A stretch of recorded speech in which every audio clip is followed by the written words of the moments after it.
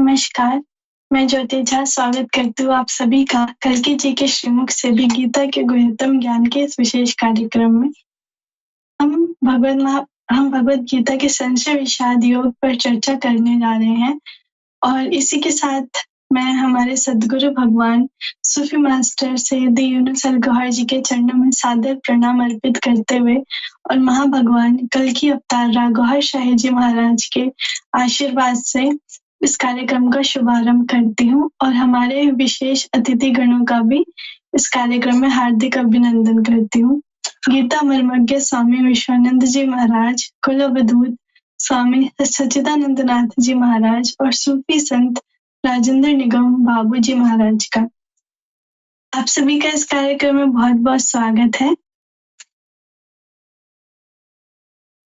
जी, कार्यक्रम माँ भगवान कल्कि अवतार राग गौहर शाही जी महाराज के आशीर्वाद से इस कार्यक्रम का शुभारंभ करते हुए मैं अपना सबसे पहला प्रश्न अपने सबसे वरिष्ठ संत स्वामी विश्वानंद जी महाराज से करूंगी। प्रश्न यह है कि श्लोकों में अलग अलग योद्धाओं के नाम लेकर शंख बजाने का उल्लेख किया गया है। यदि युद्ध सामूहिक था तो फिर प्रत्येक के नाम का अलग अलग उल्लेख क्यों किया गया? क्या यह संकेत करता है कि प्रत्येक व्यक्ति की आंतरिक स्थिति निर्णायक भूमिका निभाती है? कृपया इस पर प्रकाश डालें। जी बहन जी, अपने महान सदगुरु महाराज यूनुस अल गौहर जी के चरणों से आशीर्वाद लेते हुए, दिव्य संतों को प्रणाम करते हुए बहन जी आपको भी बहुत बहुत अभिनंदन देते हैं। अल्ट्रा टीवी यूट्यूब चैनल के एडमिन स्टाफ को और हमारे जितने भी व्यूअर्स है सबका स्वागत करते हैं। और बहन जी आपका प्रश्न की ओर जवाब की ओर आते हैं। इस प्रश्न का उत्तर समझने के लिए श्रीमद् भगवत गीता का अध्याय 1 अर्जुन विषाद योग के श्लोक नंबर 18 का आधार लेके हम समझने की कोशिश करें तो श्लोक नंबर 18 इस प्रकार है। द्रौपदो द्रौपदेयाच सर्वस पृथिवीपते सौभद्रच्च महाबाहु शंखनादद्मुह पृथक पृथक। इस श्लोक के माध्यम से भगवान श्री कृष्ण सामान्य लोगों को और आध्यात्मिक मार्ग पे चलने वाले साधकों को समझा रहे हैं कि शंख तो मुख पे रखकर अंदर से हवा का जोर लगा के शंख में हवा फूंकने से जो शंखनाद होता है वैसा बाहरी आवाज जो सुनाई देता है वे सामान्य लोगों को असर करता है। इस बाहरी रूप से जब शंख बजाना होता है तब इंसान में जितनी शारीरिक शक्ति ज्यादा मजबूत होगी वे इंसान शंख फूंक के बहुत ऊंचा आवाज निकाल पाता है और सामने वाले योद्धा को डरावनी पैदा कर सकता है। इस तरह सामान्य लोगों को भारत के हरियाणा राज्य के कुरुक्षेत्र में महाभारत का युद्ध दर्शाकर वहां योद्धाओं के शंखनाद को बाहरी रूप से असर करने वाले शंखनाद को समझाने का प्रयास किया गया है। यहाँ सामान्य लोग तो ऐसा समझते हैं कि जो योद्धा अपने शंख से बहुत ऊंचा नाद निकाल सकता है वे बहुत शक्तिशाली होता है। लेकिन आध्यात्मिक मार्ग में चलने वाले साधकों को भगवान श्री कृष्ण समझा रहे हैं कि संसार के सब ठिकानों पे सब मनुष्यों के अनेक परीक्षाओं को पास करनी होती है। नकारात्मक लोगों के बुरे कर्मों उसके बुरे शब्दों के सामने साधकों को अच्छे कर्मों करके अपने मुख रूपी शंख से अच्छे ज्ञान के शब्दों को निकालकर बुरे लोगों के दिलों को परिवर्तित कर उनको अच्छा बनाने का विजय प्राप्त करना होता है। ऐसा साधक लोग जब कर पाएंगे जब साधक की आत्मा आध्यात्मिक रूप से शक्तिशाली और प्रकाशित होगी वे ही निर्णायक भूमिका निभाकर बुरे लोगों की बुराइयां दूर करके उन पर विजय प्राप्त कर पाते हैं। अब वर्तमान कलयुग के आखिरी समय में कल्कि अवतार इमाम मेहदी मसीहा रारियाज गौर साई जी महाराज सारी मानव जात को अपनी दिल वाली आध्यात्मिक शिक्षाओं के माध्यम से लोगों के शरीर के अंदर स्थित दो सेनाओं के बीच सतत चलता भावों का और कर्मों का युद्ध अच्छी तरह से समझा रहे हैं। नाभि स्थान में जो दानव नाभि आत्मा नफ्स है उसको ही तो दुर्योधन के रूप में सेना नायक समझाया है, और हृदय स्थान में जो देवी गुणों वाला आत्मा देव है उसको ही तो अर्जुन के रूप में सेना नायक समझाया है। यह युद्ध तो सब मनुष्य के अंदर आंतरिक रूप से सतत हर हर समय चलता रहता है। कल की अवतार साधकों को समझा रहे हैं, जो साधक दिल में रब के नाम का सिमरन करके अपनी आत्मा को प्रकाशित और शक्तिशाली कर लेगा, वैसा साधक फिर नाभि आत्मा वाला नाभि आत्मा नफ्स की ओर से चाहे कितना भी भयंकर नाद बजा के नकारात्मक भावों का तीर चलाएगा, लेकिन आध्यात्मिक शक्तियों से मजबूत हुआ आत्मा उनके सब नकारात्मक भावों के तीरों के सामने अपने हृदय रूपी मुख से ऐसा हकारात्मक नाद निकाल के दिव्य नूर प्रकाश के तीरों की बरसात बरसा के नाभि आत्मा को पवित्र करके उनकी सारी बुराइयां का शंख नादों को बंद कर देगा। बहन जी के प्रश्न को कल की अवतार की ज्ञान की रोशनी में उत्तर दे तो मनुष्य के शरीर में युद्ध तो सामूहिक रीति से लड़ा जाता है। जब नाभि आत्मा काम क्रोध ईर्षा अहंकार रूपी योद्धाओं से नकारात्मक भावों जीवात्मा ऊपर फेंकता है डालता है, तब रक्त सबकी शंखनाद रूपी भावों की आवाज और शक्तियां अलग अलग होगी। उसको नष्ट करने के लिए जीवात्मा प्रेम शांति स्वीकार और पवित्रता रूपी योद्धाओं से हकारात्मक भावों नाभि आत्मा ऊपर फेंकेगा डालेगा, तब सबकी शंखनाद रूपी भावों की आवाज और शक्तियां अलग अलग होगी। यहाँ सार के रूप में यही समझाया है कि जिस साधक ने अपनी आत्मा को सब प्रकार की आध्यात्मिक शक्तियों से शक्तिशाली करके अपनी आंतरिक स्थिति को मजबूत कर लिया होगा, वे ही निर्णायक विजय पाने वाली भूमिका निभा पाएगा। जी बहन जी। जी स्वामी जी, आपको बहुत बहुत धन्यवाद।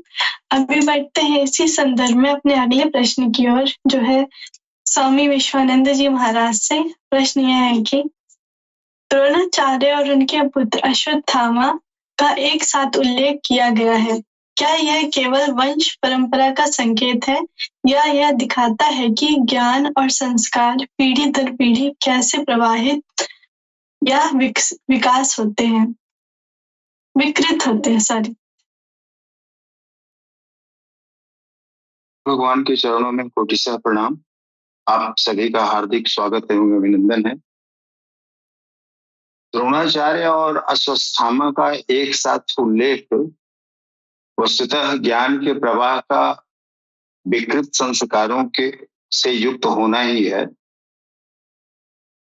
इसलिए महाभारत की कहानी में पिता और पुत्र के रूप में दर्शाया गया है, क्योंकि द्वैत ही आसक्ति का जनक होता है।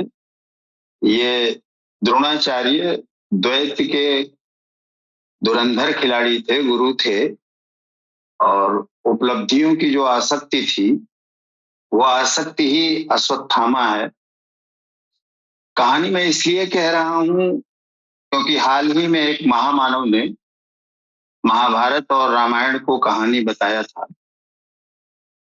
जिसमें द्रोणाचार्य को अस्त्र शस्त्र विद्या का महान ज्ञाता गुरु बताया गया, अर्थात द्वैत का तेरा मेरा का महान खिलाड़ी बताया गया है, जो उपलब्धियों के प्रति आसक्त है। इसी आसक्ति को पुत्र के रूप में दर्शाया गया है, और द्रुपद से हुए अपमान से यह आसक्ति और बढ़ गई, जिसे ब्रह्मास्त्र आदि से सुसज्जित किया गया। वस्तुतः यह कुछ और नहीं, व्यक्ति के संस्कारों का एक स्वरूप है, जिसके कारण व्यक्ति के ज्ञान का उपयोग अगर अधर्म, छल आदि के लिए करता है, तो उसका यही कर्म ज्ञान को सही दिशा या संस्कारों में ढालने की जगह विकृत होना दर्शाता है।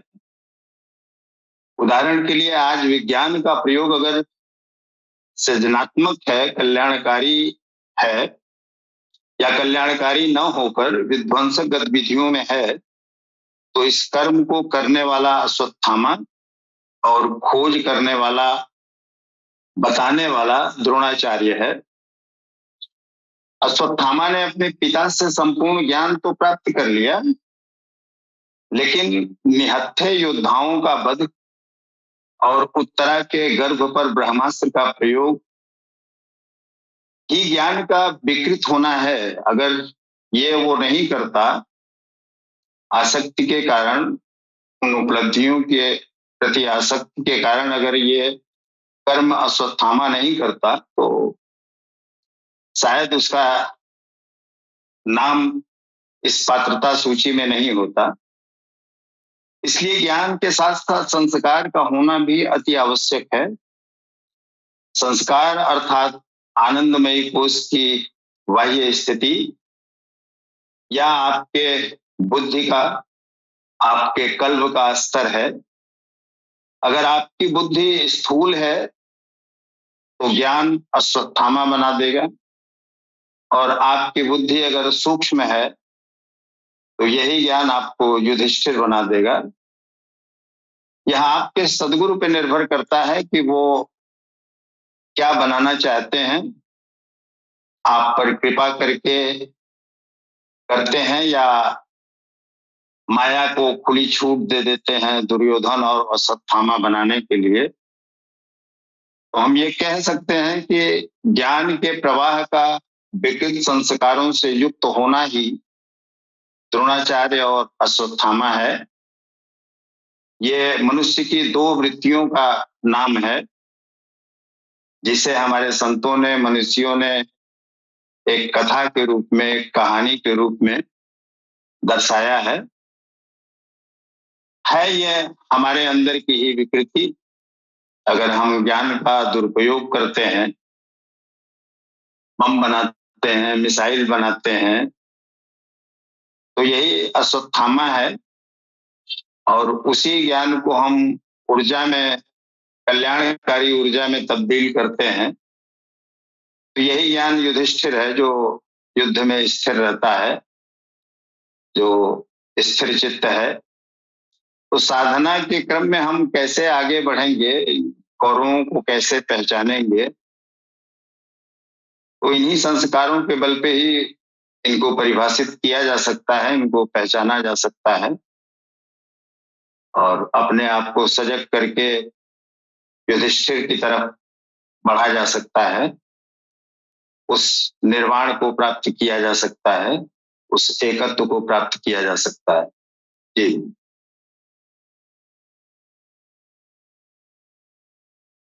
जी, आपको बहुत बहुत धन्यवाद। इसी संदर्भ में हम बढ़ते हैं अपने अगले प्रश्न की ओर, जो है सूफी संत राजेंद्र निगम बाबू जी महाराज से। प्रश्न यह है कि शंख, ढोल और नगाड़ों की ध्वनि से धरती और आकाश के गूंजने का वर्णन है। यदि यह ध्वनि शक्ति का प्रतीक थी, तो इसका प्रभाव हृदय को विदीर्ण करने वाला क्यों बताया गया? क्या यह आंतरिक भय के उजागर होने का संकेत हो सकता है?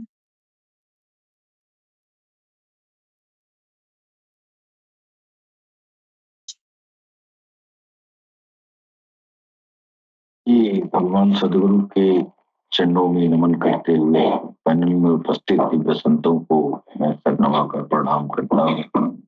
तत्पश्चात हमारे छोटी बहन को मैं बहुत ही स्नेह समर्पित करता हूँ। बहन ने जो सवाल किया है बहुत ही बेहतरीन सवाल है, और बड़ा इसमें भेद छिपा हुआ है। बहन हमारी बड़ी होशियार है। ढोल शंख और नगाड़ों की ध्वनि धरती से और आकाश के गूंजने का वर्णन आया है। यदि वह, अब देखिए, जब लड़ाई होती है तो बिगुल बजता है। लोग कहते हैं अब ये जो है लड़ाई का बिगुल बज चुका है। और ये जो आध्यात्मिक रास्ता है, ये भगवत मार्ग है, जो तसव्वुफ का मार्ग है, स्पिरिचुअलिटी है, ये इसको जो है ये गीता में इसी को जो है एक युद्ध का मैदान सजा के और उसके माध्यम से ये अंदर के जो आपका आध्यात्मिक मार्ग है, ये इसी युद्ध की तरह अंदर भी युद्ध है। एक आगे कुरुक्षेत्र इस जमीन पर, जो लौकिक जमीन पर बनाया गया, और एक कुरुक्षेत्र अंदर है।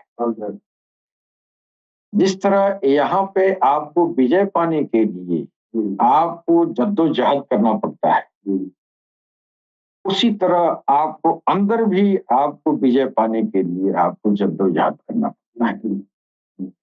जिस तरह इस दुनिया के महाभारत में या किसी भी लड़ाई में जिस तरह दुश्मन की सेना सामने होती है और आप दुश्मन के सामने होते हैं और एक दूसरे की तरफ से हुज्जत होता है, डायलॉग होता है। डायलॉग भी वो जरूरी होता है इसलिए कि चेतावनी इधर से भी होती है, अपने बल का प्रदर्शन किया जाता है, हम इतने ताकतवर हैं। उसके बाद भी अगर बात नहीं बनती है, कोई नहीं हार मानता है, तो फिर वो जो है बिगुल बज जाता है। वो बिगुल बजना ही जो है वो शंख, ढोल और नगाड़ा की ध्वनि कहेगी। जाहिर सी बात है, जब लड़ाई शुरू हो जाएगा तो जो उसमें हिम्मत वाले होंगे वो इन ढोल नगाड़ों की इस बिगुल से उसकी खून में और जो है जोश आएगा, नहीं। लेकिन अगर मैदान छोड़ के भागने वाले अगर होंगे तो वो ढोल नगाड़ा ही उनके दिल को विदीर्ण कर देगा। हाँ। लेकिन अगर उसके साथ अगर हिम्मत है, साहस है, तो वो जो है अब ये ढोल नगाड़ा जो होगा उसके और ऊर्जा में बढ़ोतरी करता है। लेकिन आपको साहस देने वाला अगर नहीं है तो आपके अंदर नेगेटिविटी पैदा करेगा। अरे ये तो मार देगा, ये तो बर्बाद कर देगा, ये हम बिखर जाएंगे, हम वो हो जाएंगे, ऐसे हो जाएंगे, है ना। हाँ, अब वो जो है अंदर जो है वो अवसाद में चला गया। अवसाद में चला गया तब तो बेकार हो गया, लड़ाई से बाहर हो गया। अब वो जब लड़ाई से बाहर हो गया तो पता क्या होगी? पता तो दुश्मन की हो गई। ये जो है जब भगवान के भगवत राह में आदमी चलता है तो ये जो है ये जितने भी ढोल नगाड़े हैं ना, ये ढोल नगाड़े वो वही हैं जब आप भगवत मार्ग पे चले और आपके अंदर जो है वो जो है ईश्वर के तरफ से निर्देश होना शुरू हो गया तो आप दुनिया वालों के लिए आप बेकार हो जाते हैं। अब दुनिया आपके लिए बेकार हो जाती है। अब जब दुनिया आपके लिए बेकार, अब आपके साथ तो आपके सारी दुनिया जुड़ी हुई है, बाल बच्चे से लेके सारी दुनिया से आप कनेक्टेड हैं। तो आप जो है जब कनेक्शन जो है जब आपका हो जाएगा तो आप इस रास्ते में आप सफल नहीं होंगे। इसलिए कि सारी दुनिया एक तरफ, भगवान एक तरफ। भगवान मिलने का शर्त है कि तू या तो हमको ले, नहीं तो सारी दुनिया तेरी है, नहीं तो सारी दुनिया छोड़, तब हम तेरे हैं। हाँ, ये सौदा है इस रास्ते में। और जब आप भगवान के हो जाते हैं तो बस दुनिया में हलचल हो जाता है। अभी एक हमारे मित्र शाम को हमसे मिले थे 4 घंटे पहले। वो काफ़ी दिन के बाद हैं, करीब ही काफ़ी दिन के बाद शर्मा जी तो सर, तो वो आज आए थे, वो कह रहे थे कि आप हमसे मिलना इतना दिन से छोड़ दिए हैं। तो हमने कहा कि अब क्या जवाब दें? कि आपसे मिलते तो थे, लेकिन आपकी जो चर्चाएँ, जो बातें होती थी, बस यही रोटी-बोटी-सोटी में। और ये जो है इस दुनियादारी की बात, सिर्फ दुनिया में खींच के ले जाते रहे। कहे नहीं, लेकिन रीज़न ये था, वास्तव में कई साल, 5 साल हो गया, झगड़ा भी नहीं है, कुछ नहीं है, लेकिन रुचि नहीं है। हाँ, रुचि हट गई ना, रुचि हट गई। तो वो जो है, उनको क्या पता है कि रुचि क्यों हटी? हम बार-बार ईश्वर की तरफ खींच रहे हैं, वो दुनिया की तरफ खींच रहे हैं। ये खींचातानी हो रही है कि नहीं? जब मैं जो है इन चीज़ों को जब मैंने छोड़ा, अच्छा ये दुनियादारी की बात सुबह से शाम तक हो रही है, तो ऐसे 7 सोबत भी जो है, वो जो है लपेट देगा, तब वो धीरे-धीरे दूरी करना शुरू किए कि हम यहाँ पड़े नहीं। और वो जो है अ, कोशिश करने के बावजूद भी वो जो है खुद ही आ गए, और फिर जो है दुनिया की तरफ घसीटने के लिए, आप आइए 2 घंटे 4 घंटे सिर्फ दुनिया की बात करिए। नहीं? तो मैंने कहा कि अच्छा ठीक है, कोई बात नहीं है, हम आपसे कोई तकलीफ हमको नहीं है, ना ही हमको लग रहा है कि आपको कोई तकलीफ है। ये मुलाकात नहीं, इत्तेफ़ाक से मुलाकात नहीं है। असल बात ये है कि इधर मन ही नहीं लगता है इस हल्ला-गुल्ली में, मन उधर लगता है जिधर अमन और शांति है। हाँ, तो ये जो है, ये जो ढोल नगाड़ा की जो आवाज़ है, ये शंख की आवाज़ है, ये बिगुल बजाया जा रहा है कि उतर जा, ये उतर जा यहाँ अब रास्ते में। हाँ, अब तुमको जो है इस महाभारत को पार करके, यानी दुनिया का ये जो ये मोह माया का मकड़ जाल है, इस मकड़ जाल से उस पार जाना है। वो उस पार सैया बैठा है, मकड़ जाल में हम फंसे हुए हैं, है ना? जब आप उधर चलना शुरू कर दिए तो दुनिया में मारा हल्ला हो गया। आज भगवान को पाना कितनी अच्छी बात है, लेकिन कोई बाप अपने बेटा को कभी नहीं चाहता कि भगवान को पाए। क्यों? तो भगवान को पाके क्या करोगे? ससुराल खाने में ना मर जाएंगे। ये हल्ला नहीं है, यही हल्ला है। हाँ, और वो शंख की आवाज जो है, आवाज तो तेज है, लेकिन हृदय को अच्छा लगने वाला, वो गुरु का आमंत्रण है। सरकार घोरशाही अन्ना टीवी के प्लेटफॉर्म से मुसलसल जो है लोगों को आमंत्रित कर रहे हैं, मुसलसल शंख बजा रहे हैं। आ जाओ इस पुनीत काम में, अपने दिलों में भगवत नाम प्रतिष्ठित करो, अपने दिल को भगवत नाम से जारी करो कि मेरे अंदर जो ये जो है कौरों की ये सेना है, जो तुमको भगवान की तरफ जाने के दैव गुण विकसित करने में, भगवत की तरफ जाने में रोक रही है, ना? ये जो है इसमें खलबली मच जाती है। हाँ, ये वो शंख है गुरु का आमंत्रण, आओ आओ ईश्वर की तरफ, वो शंख की आवाज। अब पंडित जी तो सनातन धर्म के लोगों में पंडित जी तो सुर फूंकते हैं, हाँ, पर वो तो क्या भाषा है उसका, क्या मतलब है? कभी कोई सोचा? उसका मतलब शोर मचा रहे हैं कि आओ आओ हम भगवान की तरफ बुला रहे हैं, आओ आओ भगवान की तरफ। और उसी को मौलाना साहब आजान दे रहे हैं, अल्लाहू अकबर, अल्लाहू अकबर, ला इलाहा इल्लल्लाह मुहम्मद रसूलुल्लाह, अशहदु अल्ला इलाहा इल्लल्लाह, आओ आओ, इधर आ जाओ मेरे भाई, इधर आ जाओ, वो अल्लाह की तरफ आओ। तो ये आवाज सुहानी है शंख की, और लेकिन जब वो जो है दुश्मन है, शैतान है, जब वो ये सुनता है तो उसके वहां खलबली मच जाती है। हाँ, अब ढोल नगाड़ा बजाओ, ससुरा इधर जाने न पाए, इधर गया तो मेरे हाथ से गया, हाँ ये जाने न पाए। तो शैतान की फौज शोर करती है। उस शैतान का शोर जो होता है वो हृदय को विदीर्णकारी होता है। लेकिन एक परमात्मा का शंख और एक आलिमे हक की आजान दिल को जिंदा करती है, हाँ, दिल को सुहाती है, हाँ, दिलों को अच्छा लगता है, सुहाना लगता है। लेकिन जब अधर्मी, विधर्मी जब ये देखते हैं तो कहते हैं कि खाओगे नहीं, भगवान के चक्कर में रहोगे। हाँ, बाल बच्चे शादी क्या की हो, तुम्हारा बाप के कौन खिलाएगा? ये वो शोर मचाता है, उसका शोर दिल को विदीर्ण करता है। लेकिन गुरु का जो शोर है वो शोर दिल को, ये देखिए।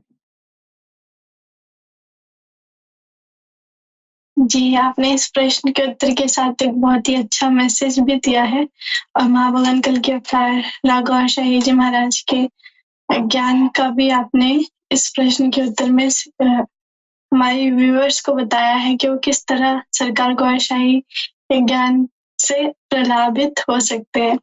इसी संदर्भ में हम बढ़ते हैं अपने अगले प्रश्न की ओर, जो है स्वामी विश्वानंद जी महाराज से। प्रश्न यह है कि अर्जुन युद्ध आरंभ होने से पहले अपने विरोधियों को देखना चाहते हैं। यदि धर्म का पक्ष स्पष्ट था तो यह देखने की आवश्यकता क्यों पड़ी? क्या यह मनुष्य के भीतर उठने वाले नैतिक द्वंद्व की ओर संकेत करता है? जी बहन जी, इस प्रश्न का उत्तर समझने के लिए श्रीमद् भगवद गीता जी का अध्याय 1 अर्जुन विषाद योग के श्लोक नंबर 21 का आधार लेके समझे तो श्लोक नंबर 21 इस प्रकार है। ऋषिकेशं तदा वाक्य मिदमाहे महीपते शयनयोरुभयोर्मध्ये रथम स्थापय मे अच्युत।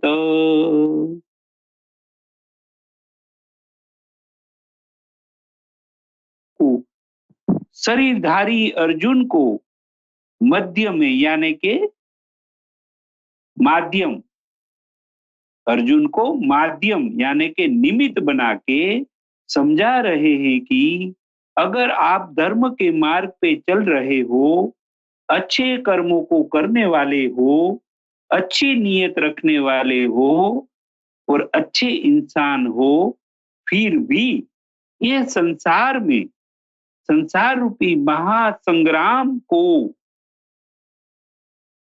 आपके आसपास जो भी बुरे लोग रहते हैं वैसे लोगों के नकारात्मक कर्मों के सामने आपका अस्तित्व टिका रखने के लिए आपको उनके साथ आपके अच्छे भाव और अच्छे कर्मों को करके युद्ध तो करना ही पड़ता है।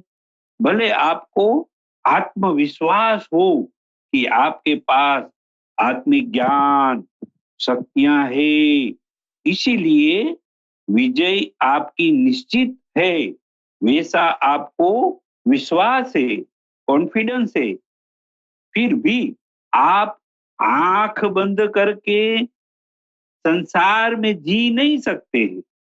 आपको हर समय आपके जीवन के सामने आने वाले नकारात्मक लोगों को और उनके नकारात्मक भावों को देखना ही पड़ता है।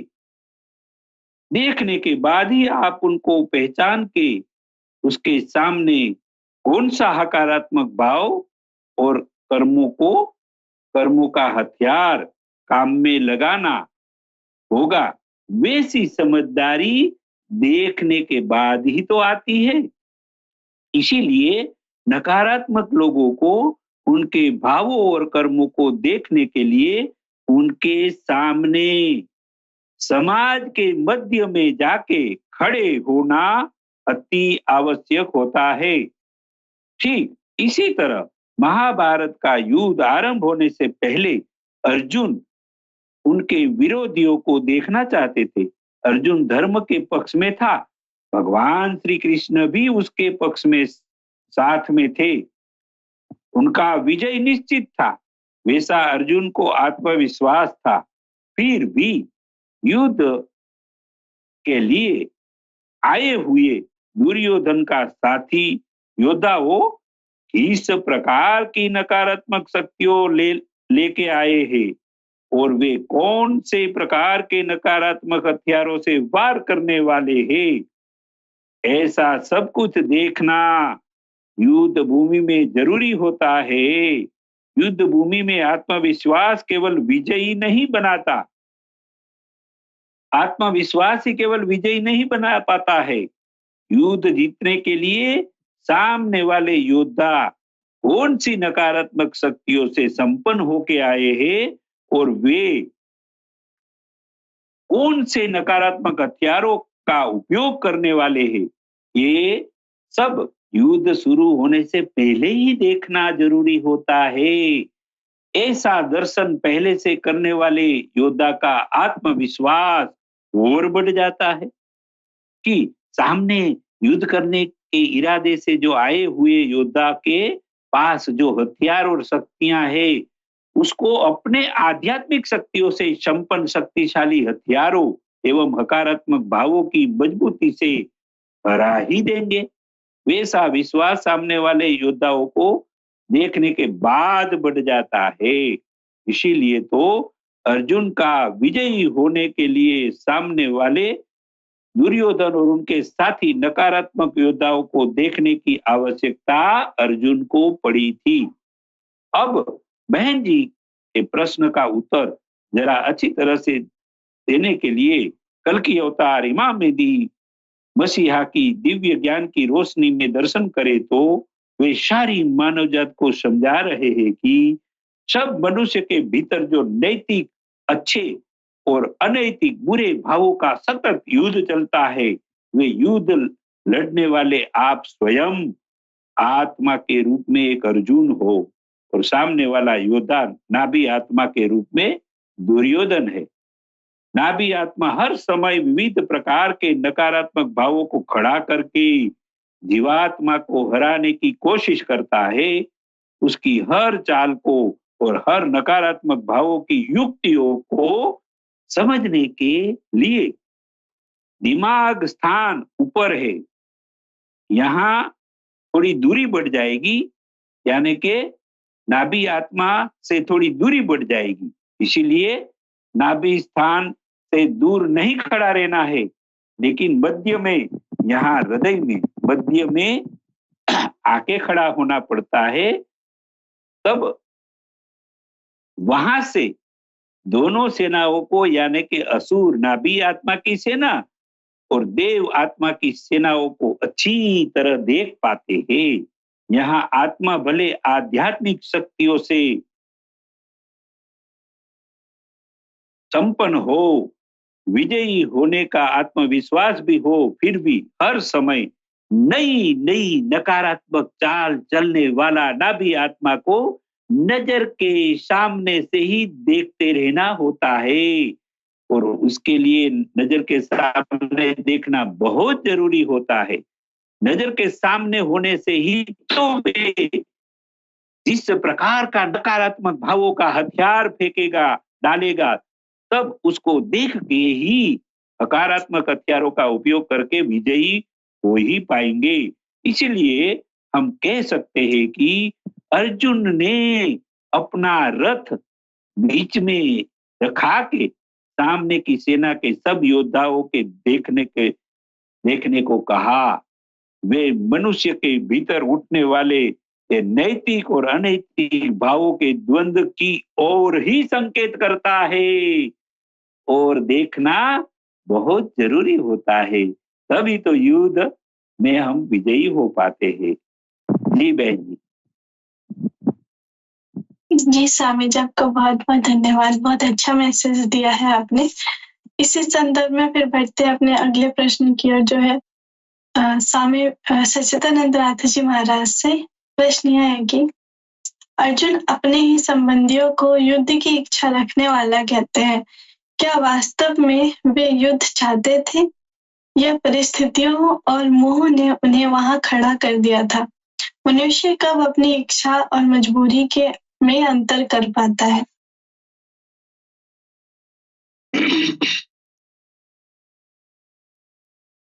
वास्तव में इच्छा ही मूल है मोह की, क्रोध की, लोभ की और निर्वाण की भी।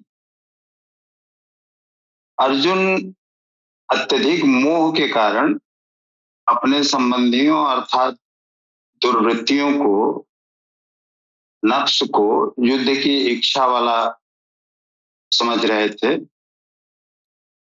क्योंकि अर्जुन अनुरागी थे तो मोह तो था, लेकिन ईश्वर के प्रति उनका अनुराग भी था, सदगुरु के प्रति उनका प्रेम भी था, आत्मा के प्रति वो सजग भी थे। लेकिन मोह से वो आकंठ डूबे थे। उसका कारण भी ये है कि इधर तो सब दिख रहा है, इधर काम भी है, क्रोध भी है, लोभ भी है, आसक्ति भी है, और उधर जिसकी बात हो रही है उसका ज्ञान ही नहीं है। जहां छलांग लगानी है जिसकी प्राप्ति के लिए, उसका कुछ अता पता नहीं है। केवल सदगुरु बता रहे हैं, उसको सुन रहे हैं, एहसास नहीं, हक्कुल यकीन नहीं है उनको, सच्ची श्रद्धा अभी नहीं हुई है, जिसकी वजह से वो मोह में आकंठ डूबे हुए हैं।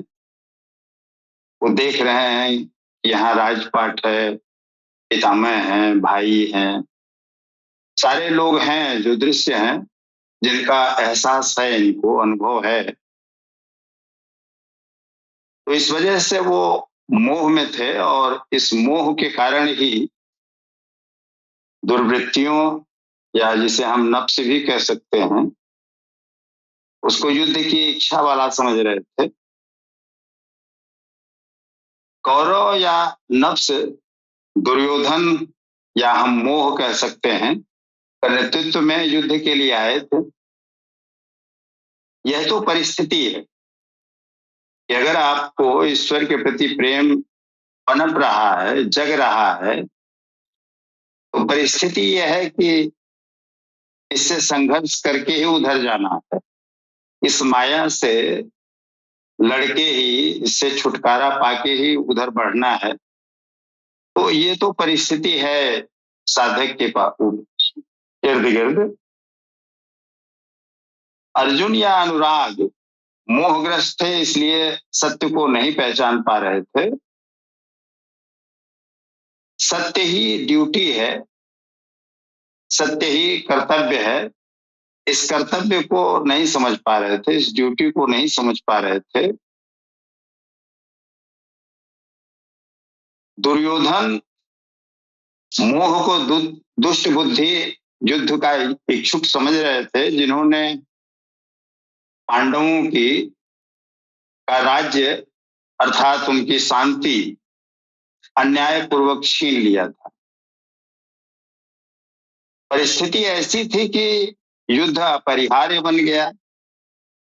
एक तो स्वाधिष्ठान चक्र पे इंद्रियों का राजा इंद्रादि दिक्पाल, भैरव भैरवियां, यक्षिणियां, ये सारे मोर्चा संभाले पड़े हैं। इनसे पिंड छुड़ा के ही अनाहत तक आना है, और जब इसके ऊपर उठेंगे तब वो भाव उत्पन्न होगा। वो शक्तियां, दिव्य शक्तियां जो विशुद्ध चक्र पे हैं, वो भाव पुष्ट होगा तो वहां भी उलझाएंगे थोड़ी देर के लिए। ये भी कम खतरनाक नहीं है। इंद्रादि दिक्पालों से, भैरवियों से या यक्षिणियों से, दोनों तरफ यहां तक तो खतरा है। इस विशुद्ध चक्र को पार करने के बाद ही राहत मिलती है, और वो भी सदगुरु की कृपा से। तो परिस्थिति उनके सामने यही थी, और वो अपने कर्तव्य को, अपनी ड्यूटी को नहीं समझ पा रहे थे कि सत्य को प्राप्त करने के लिए सत्य के मार्ग पे, उस प्रेम के मार्ग पे आगे बढ़ना होगा। मनुष्य मोह और मजबूरी अर्थात हमारी ड्यूटी, हमारा कर्तव्य, जो करना ही करना है, लेकिन हम कर नहीं रहे, भाग रहे हैं मोह की तरफ। तब तक अंतर कर पाता है जब उसे सत्य का ज्ञान हो जाए, उस परमात्मा का भान हो जाए। गीता में कहा भी गया है कि नासतो विद्यते भावो ना भावो विद्यते सतः।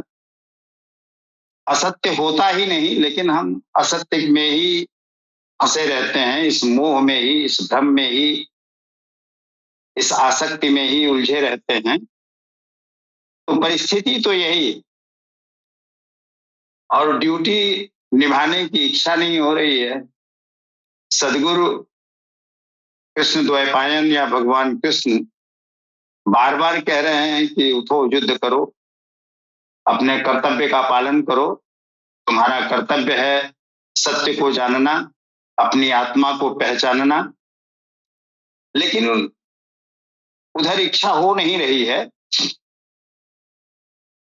कृष्ण ने वास्तव में एक योद्धा को, एक साधक को धर्म को समझाया, सत्य को समझाया कि मोह का त्याग कर अधर्म या नफ्स के विरुद्ध युद्ध करे। यही योद्धा या साधक का धर्म है। और अर्जुन ने जब बार बार कृष्ण के द्वारा ये कहा गया, तो अर्जुन ने कहा कि चलिए, अगर आप कह रहे हैं तो पहले हमको मध्य में ले चलिए, मूलाधार से हमें अनाहत चक्र तक तो पहुंचाइए, हम देखें तो इंद्रादि दिक्पालों का क्या बलाबल है, और ऊपर की जो शक्तियां हैं, भावपूर्ण शक्तियां, जो 16 रिद्धियां और सिद्धियां हैं, उनको भी देख लें। हम ये तो जान लें कि किनसे लड़ना है, वो कौन सी महाशक्तियां हैं जिनसे हमें युद्ध करके उस सिराते मुस्तकीम की तरफ जाना है, या उस परमात्मा के रास्ते पे चलना है। तो इसीलिए उन्होंने कहा कि हमको युद्ध क्षेत्र में दोनों सेनाओं के मध्य ले चलो। तो दोनों सेनाएं और कुछ नहीं, हमारा स्वाधिष्ठान चक्र और विशुद्ध चक्र है। इन्हीं दोनों जगहों पे मोर्चा लगा होता है। एक तरफ दैवी शक्तियां हैं, और दूसरी तरफ मोह में, माया में उलझाने वाली शक्तियां हैं। लेकिन वो दैवी शक्तियां भी जो रिद्धि सिद्धि प्रदान करती हैं, वो भी इससे कम खतरनाक नहीं। अगर वहां भी साधक उलझ गया तो उसकी स्मृति तो जाती रहेगी कि परमात्मा के रास्ते पे हमें बढ़ना है। इन रिद्धियों सिद्धियों के चक्कर में वो पड़ जाएगा और अपने नाम के अहंकार में डूब जाएगा कि मैं तो इतना बड़ा साधक हूं, मेरी तो इच्छाओं पे प्रकृति का संचालन होता है। मैं क्रोधित हो जाऊं तो सामने वाला नष्ट हो जाए, मैं प्रसन्न हो जाऊं तो आबाद हो जाए। ऐसी शक्तियां इस विशुद्ध चक्र पे प्राप्त होती हैं। तो इस मोह जाल में भी अगर वो फंस गया तो बर्बाद है। दोनों तरफ बर्बादियों का तांडव खड़ा हुआ है, दोनों तरफ सेनाएं लगी हुई हैं।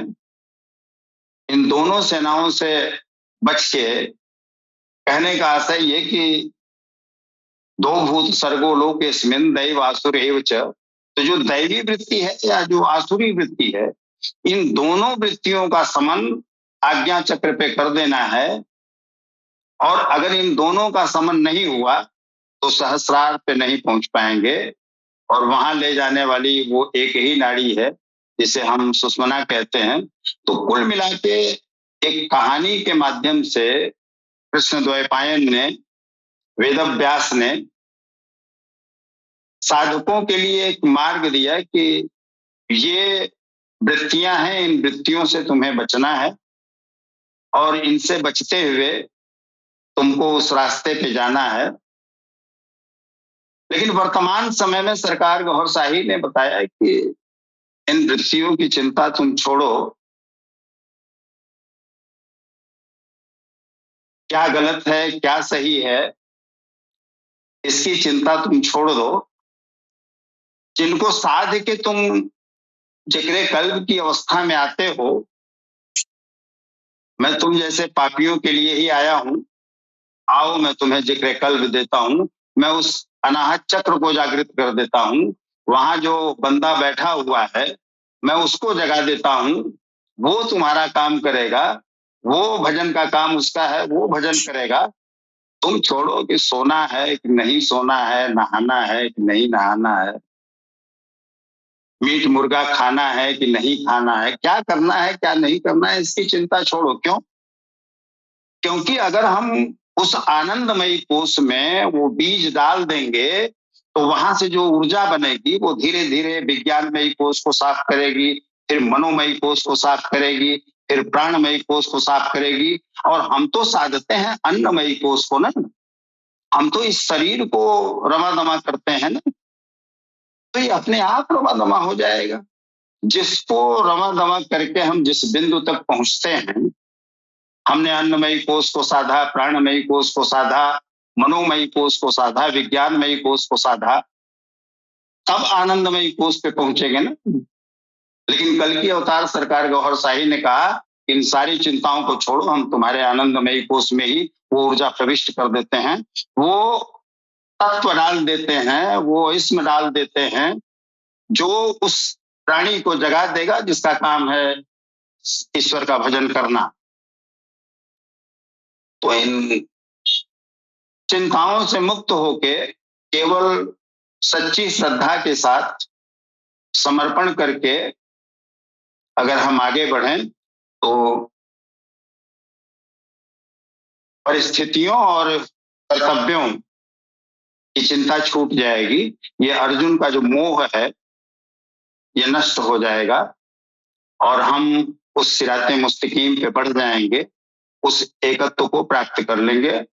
वो ऊर्जा स्वतः इन सारे कोषों को जला के खाक कर देगी, इन सारी दुर्वृत्तियों को नष्ट कर देगी जिसकी चिंता हम करते थे, जिसके लिए हम तमाम तरह की साधनाएं करते हैं, रोजा रखते हैं, क्या क्या करते हैं, इनका कोई औचित्य नहीं बनेगा।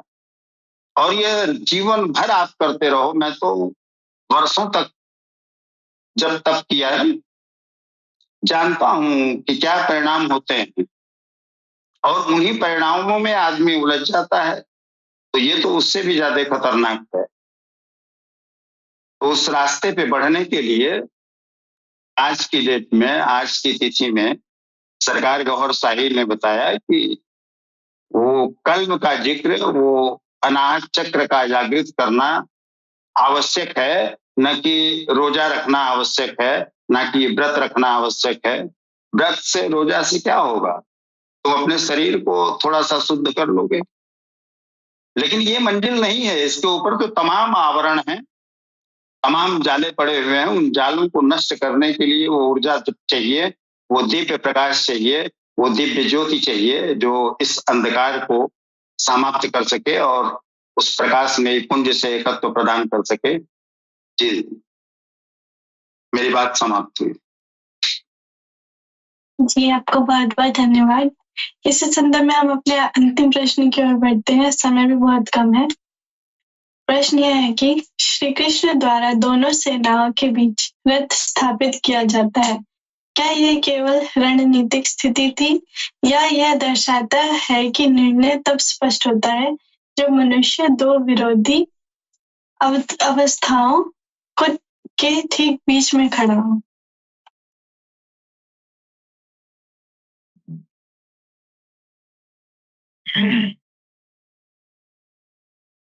वास्तव में जो निर्णय है तो निर्णय दो पक्षों के बीच में नहीं की जाती है। जब तक दो पक्ष मिलेंगे नहीं तब तक निर्णायक की स्थिति आएगी कहाँ से? अगर दो पक्षों में झगड़ा ना हो तो जज की क्या जरूरत है? एक पक्ष लेके जज के पास तो नहीं जाएगा।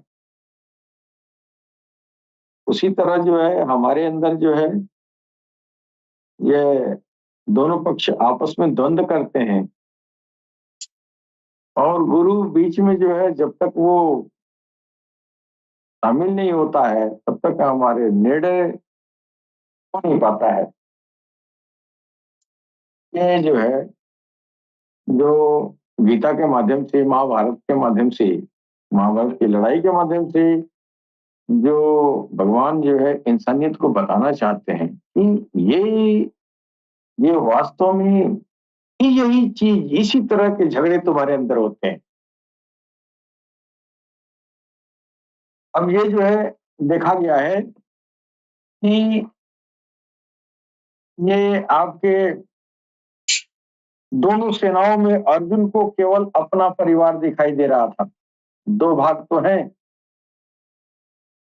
पक्ष और विपक्ष, दोनों ओर इन्हीं के सारे अपने नजर आ रहे थे और इनकी संख्या जो है ऐसी बताई गई है कि जिस तरह 18 अक्षौणी सेना बताई जा रही है महाभारत में, लगभग 40 लाख के समकक्ष ये होता है, किंतु प्रचलित गणना के अनुसार 18 अक्षौणी सेना 6.5 अरब के लगभग होता है, जो आज की विश्व की जनसंख्या के समकक्ष है। तो इतने मात्र के लिए यदा कदा विश्व स्तर पर आवास या खाद्य समस्या जो है बन जाती है। इतना बड़ा जनसमूह अर्जुन के 3-4 रिश्तेदारों का परिवार जो है मात्र इतनी 18 अक्षौणी सेना इन्हीं के परिवार की थी। और वो जो कुरुक्षेत्र बताया जा रहा है, अगर ये जो है ये कुरुक्षेत्र है तो जो सेनाओं की संख्या बताई जा रही है वो सेना की संख्या, वो तो पूरे विश्व की जनसंख्या आज जितनी है उतनी हो जाएगी। इतना कुरुक्षेत्र में जो है दाना पानी खाना, खिलाना पिलाना और कितना मुश्किल हो जाएगा। वास्तव में भगवान ये अंदर की कुरुक्षेत्र की बात कर रहे हैं।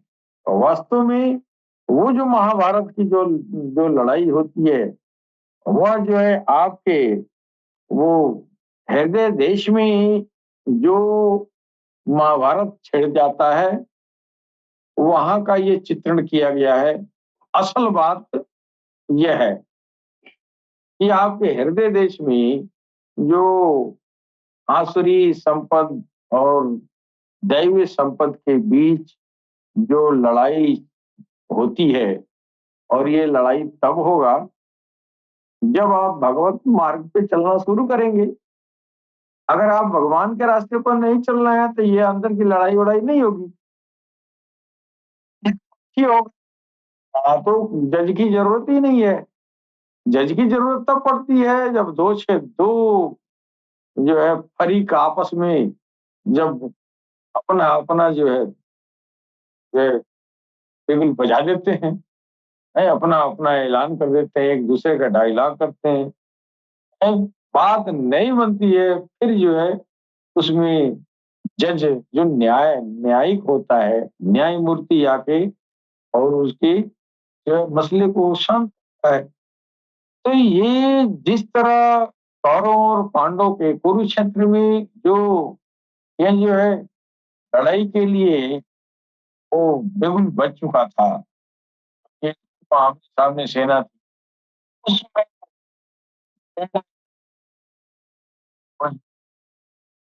भगवान कृष्ण स्वयं जो है उपस्थित थे। उसी तरह हमारे जो हृदय देश में जो महाभारत का जो चित्रण किया जा रहा है उसमें भी एक कृष्ण की जरूरत है। जब तक वो कृष्ण के बीच आएगा नहीं तब तक ये जंग निर्णायक नहीं होती है। उसका दखल करना जरूरी है। और किसी जमाने में वो कृष्ण जो है वो मुरली वाला बन के आया और लोगों के अंदर जो महाभारत का जंग था उसमें वो सारथी बन के फतह करवाया। और आज वही सारी इंसानियत के हृदय क्षेत्र में वही महाभारत छिड़ा हुआ है और उसी महाभारत में इंसानियत को आसुरी आत्माओं से पता कराने के लिए काल की अवतार सरकार को हर्षाही का इस धरती पर आपका अवतरण हुआ है।